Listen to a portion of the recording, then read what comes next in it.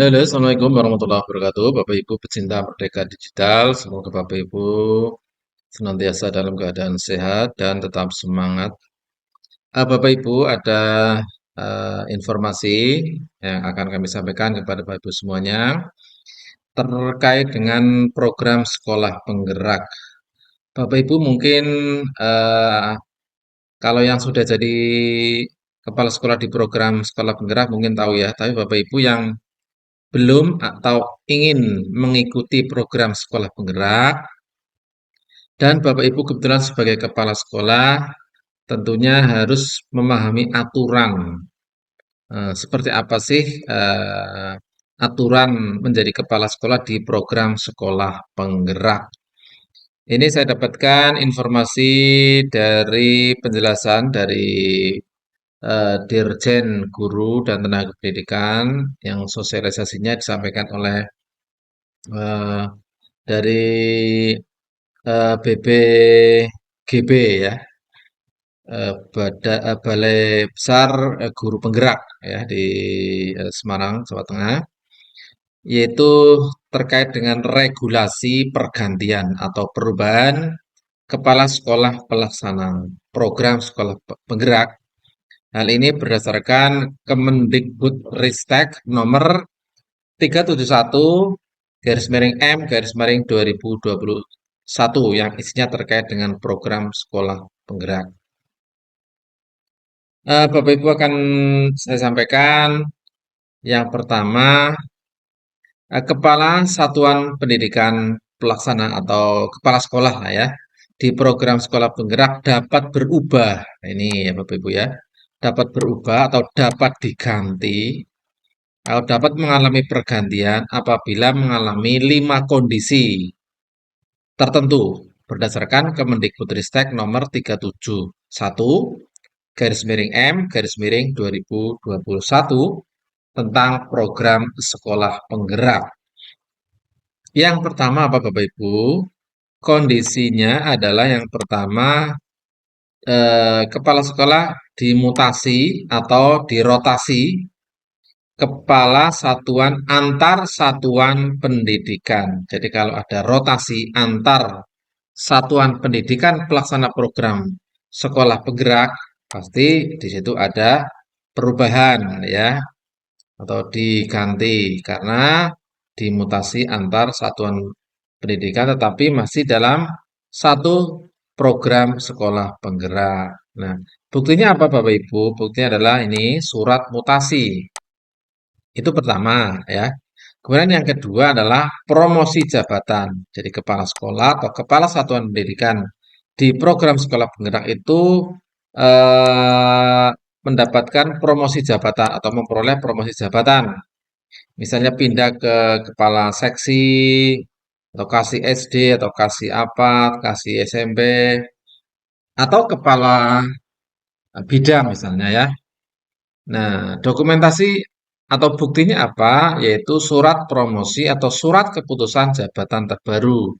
Maka ini posisinya harus diganti. Kemudian yang ketiga adalah sakit dan tidak dapat menjalankan tugas selama paling sedikit 6 bulan secara terus-menerus. Jadi sakit lah intinya yang tidak bisa menjalankan tugas sebagai kepala satuan pendidikan. Bukti atau dokumennya adalah surat keterangan dokter yang menyatakan bahwa kepala sekolah tersebut tidak bisa menjalankan tugas selama 6 bulan secara terus-menerus. Yang keempat adalah meninggal dunia. Nah, kalau ini sudah pasti ya, otomatis dokumennya adalah surat keterangan kematian. Itu. Kemudian yang kelima adalah pensiun dini. Ya, mungkin belum saatnya pensiun tetapi masih melaksanakan program sekolah penggerak. Maka kemudian dia mengajukan pensiun dini, maka diganti surat keputusan pensiun. Begitu Bapak Ibu ya ada 5. Kemudian kepala satuan pendidikan atau wakilnya dengan kondisi di atas kemudian melaporkan ke dinas pendidikan, ke dinas pendidikan kabupaten kalau SMP SD PAUD Kalau SMA berarti SMK berarti di tingkat provinsi.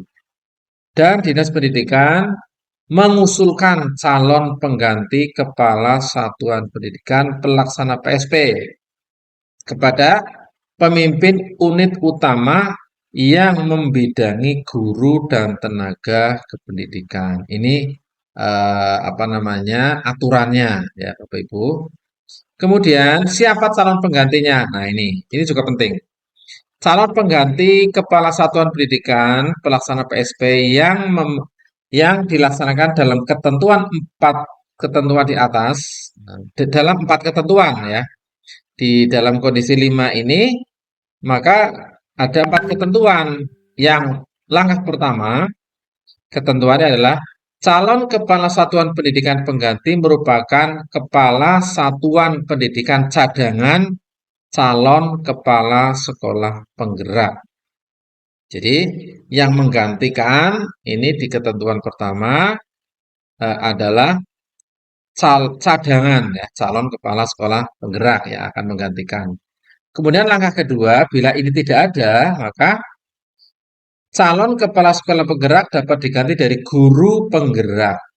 Jika ada guru penggerak di situ, maka dia memiliki kesempatan untuk menggantikan kepala sekolah di atas. Kemudian yang ketiga, langkah ketiga, jika ini 1 dan 2 tidak ada, bila ketentuan 2 tidak ada, bila ketentuan ini tidak ada, calon kepala sekolah penggerak diangkat PLT. Calon kepala sekolah penggerak diangkat PLT kepala satuan pendidikan dari unsur anggota komite pembelajaran pada sekolah yang bersangkutan. Nah, karena berdasarkan tuntutan ini, komite pembelajaran itu adalah guru kelas 1 dan kelas 4. Sampai dengan ditetapkannya kepala satuan pendidikan definitif. Kemudian yang keempat, bila kondisi yang ini yang ketiga ini tidak ada, atau tidak terpenuhi, calon kepala sekolah penggerak diangkat dari kepala satuan pendidikan lain yang bukan sekolah penggerak sepanjang telah mengikuti pelatihan komite pembelajaran. Nah ini kalau ini kayaknya sulit ya, karena diangkat dari kepala satuan pendidikan lain yang bukan sekolah penggerak, tetapi masih mengikuti yang pernah mengikuti pelatihan komite pembelajaran. Ini 4 langkah untuk menggantikan kepala sekolah.